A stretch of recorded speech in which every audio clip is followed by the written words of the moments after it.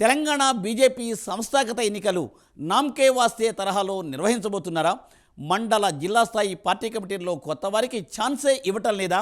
సంస్థాగత ఎన్నికలు మొక్కుబడిగా కొనసాగుతున్నాయా? కార్యకర్తల అభిప్రాయాలను పార్టీ పెద్దలు పరిగణలోకి తీసుకోవటం లేదా? తెలంగాణ బీజేపీలో అసలు ఏం జరుగుతోంది తెలుసుకోవాలంటే ఈ స్టోరీ చూడండి.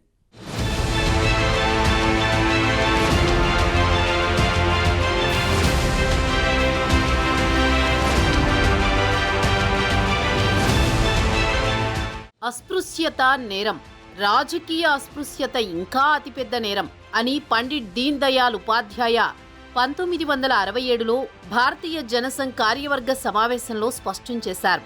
ఆయనను నిత్యం స్మరించుకునే బీజేపీలో ఆయన విధానాలను తూట్లు పొడుస్తున్నారనే విమర్శలు వస్తున్నాయి. తెలంగాణ బీజేపీ వ్యవహారం చూస్తుంటే ఇది నిజమని అభిప్రాయం వ్యక్తం చేస్తున్నారు రాజకీయ విశ్లేషకులు. దీన్ దయాళ్ విధానాలను బీజేపీ జాతీయ నాయకత్వం దేశవ్యాప్తంగా అనుసరిస్తోంది. కానీ బీజేపీలో మాత్రం ఆ విధానాలు అనుసరించడం లేదని ఆ పార్టీ శ్రేణులే విమర్శిస్తున్నాయి. తెలంగాణలో బీజేపీ బలపడాలని చూస్తుంది, కానీ దానికి తీవ్ర ప్రతిష్టంభన ఎదురవుతోందని తెలుస్తోంది. తెలంగాణ బీజేపీలో అస్పృశ్యత నెలకొందని కొత్తగా పార్టీలో చేరిన వారు ఆందోళన వ్యక్తం చేస్తున్నారు. నామ్కే వాస్తేగా సంస్థాగత ఎన్నికలు నిర్వహిస్తున్నారని విమర్శలు వస్తున్నాయి. మండల కమిటీల ఎన్నిక ప్రక్రియ దాదాపుగా ముగించినట్లు తెలుస్తోంది. జిల్లా అధ్యక్ష ఎన్నిక ప్రక్రియ కొనసాగుతోంది. రిసార్టుల్లో, నాయకుల ఫామ్ హౌసులలో జిల్లా అధ్యక్ష ఆశావహుల జాబితాను సిద్ధం చేస్తుండడంపై కొత్తగా చేరిన నేతలు ఆందోళన వ్యక్తం చేస్తున్నారు.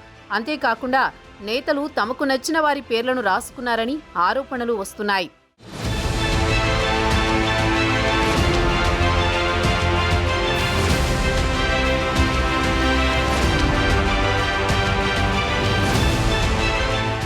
రాబోయే ఎన్నికల్లో తెలంగాణలో పార్టీని అధికారంలోకి తీసుకురావాలని కాషాయ దళం భావిస్తోంది. దీనికోసం పార్టీని బూత్ స్థాయి నుంచి బలోపేతం చేయాలని చూస్తోంది. అందులో భాగంగా తెలంగాణలో బూత్ కమిటీలతో పాటు మండల కమిటీలను పూర్తి చేసింది. మరో 2-3 రోజుల్లో జిల్లా అధ్యక్షులను ప్రకటించేందుకు కసరత్తు చేస్తున్నారు. ఈ క్రమంలో పార్టీ జిల్లా అధ్యక్ష నియామక ప్రక్రియకు సంబంధించిన అభిప్రాయ సేకరణ అస్తవ్యస్తంగా జరుగుతోందని పలువురు నేతలు ఆందోళన వ్యక్తం చేస్తున్నారు. కార్యకర్తల అభిప్రాయాలని ఏమాత్రం పరిగణలోకి తీసుకోవడం లేదని విమర్శలు వస్తున్నాయి. పేరుకే కార్యకర్తల అభిప్రాయ సేకరణ, కానీ ముందే అధ్యక్షులు ఎవరనేది నిర్ణయం జరిగిపోయిందని తెలుస్తోంది.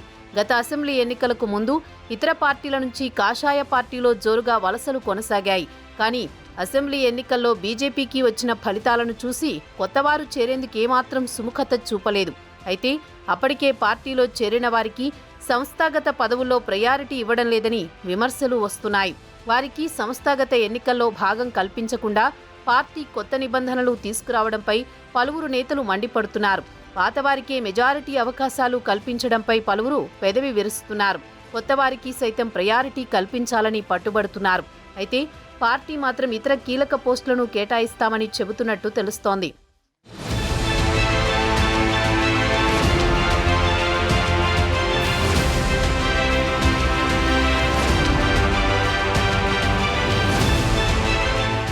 తెలంగాణలో సంఘ్ పరివార్ చాలా బలంగా ఉంటుంది. హిందుత్వ భావజాలం ఎక్కువగా ఉంటుంది. రాష్ట్రం విడిపోతే తెలంగాణలో బీజేపీ అధికారంలోకి వస్తుందని రాజకీయ విశ్లేషకులు సైతం భావించారు. కానీ బీజేపీ ఇప్పటికీ కూడా బలమైన పార్టీగా మారలేకపోతోంది. బండి సంజయ్ రాష్ట్ర అధ్యక్షుడిగా ఉన్న కాలంలో బీజేపీకి ఎన్నడూ లేని విధంగా బలం పెరిగింది. గ్రామాల్లో సైతం బీజేపీకి కార్యకర్తలు ఏర్పడ్డారు. దీంతో 2023 ఎన్నికల్లో తెలంగాణలో అధికారంలోకి రావడం ఖాయమని అందరూ అనుకున్నారు. కానీ పార్టీ చేసుకున్న స్వయంకృతాపరాధంతో 3వ స్థానానికి పడిపోయింది. శాసనసభ ఎన్నికలు దగ్గర పడుతున్న సమయంలో రాష్ట్ర అధ్యక్షుడిగా బండి సంజయ్ను తొలగించడంతో పార్టీ శ్రేణులు చెల్లాచెదురయ్యాయి. అప్పటి వరకు మంచి ఊపులో ఉన్న బీజేపీ ఒక్కసారిగా కుప్పకూలిపోయింది. 2020 గ్రేటర్ హైదరాబాద్ మున్సిపల్ ఎన్నికల్లో 48 కార్పొరేటర్లను గెలుచుకున్న కాషాయ పార్టీ 2023 శాసనసభ ఎన్నికల్లో గ్రేటర్ హైదరాబాద్లో ఒకే ఒక స్థానంలో విజయం సాధించింది. మొత్తం 8 అసెంబ్లీ స్థానాలలో విజయం సాధించింది. దీంతో పార్టీ బాగా డీలా పడింది. అయితే తర్వాత 2024 మేలో వచ్చిన లోక్సభ ఎన్నికల్లో 8 స్థానాలు కైవసం చేసుకుని సంచలనం సృష్టించింది. దీంతో మరలా అధికార పీఠంపై ఆశలు చిగురించాయి.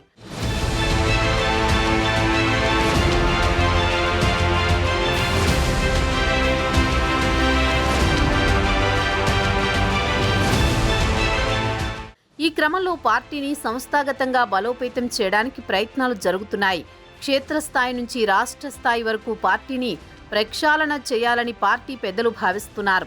ఈ నేపథ్యంలోనే పార్టీ సంస్థాగత ఎన్నికలు జరుగుతున్నాయి.